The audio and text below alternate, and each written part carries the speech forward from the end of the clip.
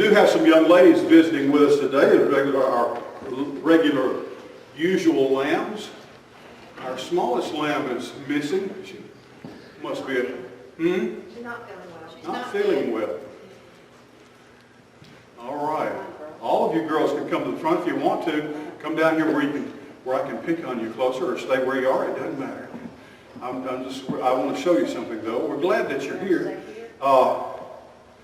I've just started learning to play the mandolin, and my brain and my hands still want to make guitar chords.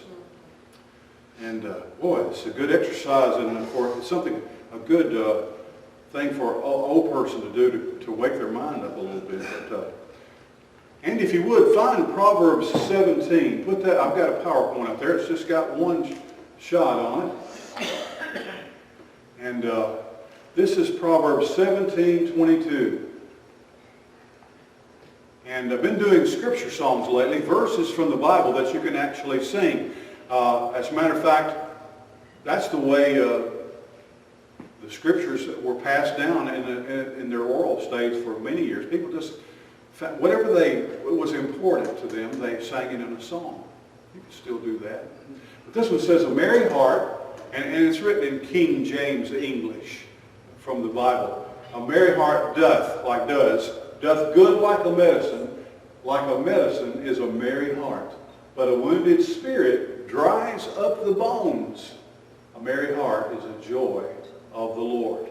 Now, courtesy some old friends of ours, I was going to mention this, Carice might remember, but the Allen family, Elena and John and Elena Allen, their girls Holly and Amanda, or Amanda and Holly, according to age, and they're still well. I stay in touch with Elena through Facebook, and with her family, her grandchildren, and so forth. And they introduced this verse to me. I'd never remembered reading this verse before, but then she and John and the girls taught us how to sing it. It goes exactly like this. A merry heart does good like a medicine. Like a medicine is a merry heart, but a wounded spirit dries up the bones. A merry heart is a joy of the Lord. I want to show you something in just a minute, but it's saying, deciding to be happy, or choosing to be merry. We don't say, we only use merry, the word merry, one time a year. When do we use it? Christmas. Merry Christmas. And now the people want to say happy holidays. No, it's still Merry Christmas. And to be merry means to be in a mood of celebration. A merry heart does good like a medicine. I was talking to my Sunday school class a couple of weeks ago, and I said, we're the medicine group here at our church. And I got them all to giggle a little bit because we all take lots of medicine. I take lots of medicine at night and medicine in the morning. Someone was telling me last week they take 5 pills, this kind of pills in the morning, 5 of these pills. The best kind of medicine, however, is to laugh, to smile, to be silly sometimes. Now, I know that you can take it to the extreme, and that's what wives are for, to kind of keep you in check. Keep from getting silly and too silly and nutty. But I like to be funny. I like watching things that are funny.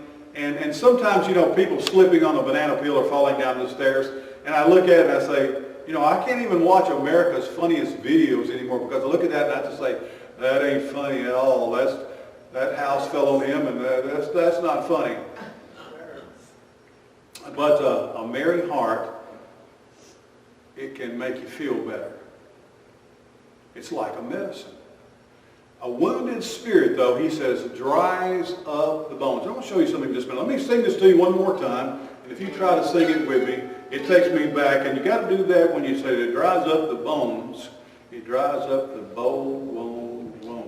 Because it's exactly what a merry heart does good like a medicine.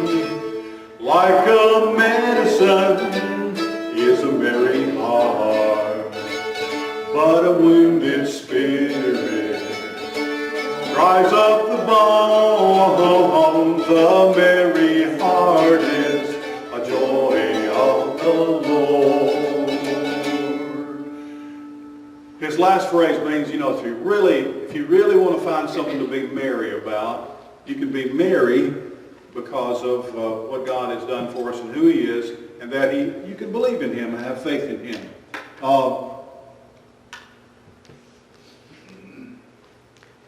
There's a video on that desktop there, Andy. I can't remember now what I named it. I think it's Children Eating. I want you to look at the screen right up here. We're going to do this right here because here are some children, and I watch these videos. Now that's a different one. Look and see if you can find one that's about children eating.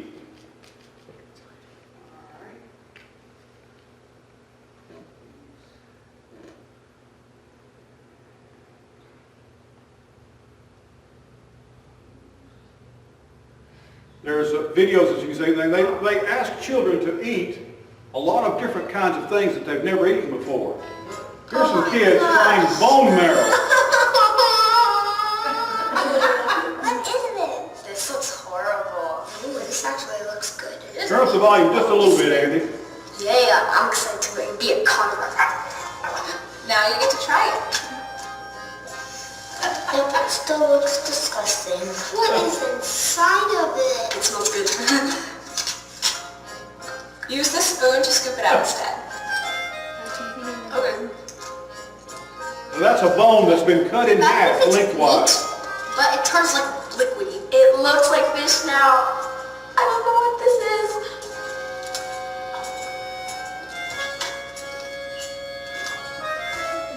That's actually like delicious. Tasted like he was like picked up a slug, took it out of its shell, and ate it. Ew. Okay, I'm so scared right now. Okay. Oh, man, I didn't want to touch it. Ew. It tastes like some kind of raw meat.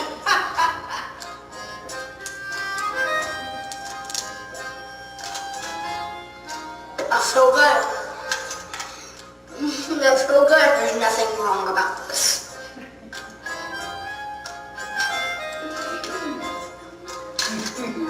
That was the worst thing ever. Oh my god. No, get on though. Who the hell it takes? Okay. Ready? Set.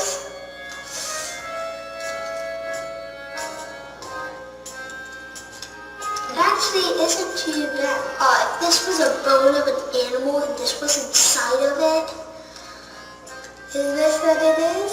So you just tried bone marrow. What? This is a bone? A bow and arrow? See, I knew this was a bone. What the heck is marrow? Bone marrow is a soft, fatty substance found inside of bones where blood cells are made. So that's why it's liquidy. Who would ever think about that? Ew. But good at the same time. Some people suck the marrow out of the bones, while others use it as a base for different types of soups. They slurp it? That's weird. They cut off their legs, they open it, and then... that's good. That's weird. But I know who does that. My dad. Okay. Now I know to never try this again. Do you recommend that people try bone marrow? No. Yes. No. No. Yeah, go ahead. It's good to try new things. Yes.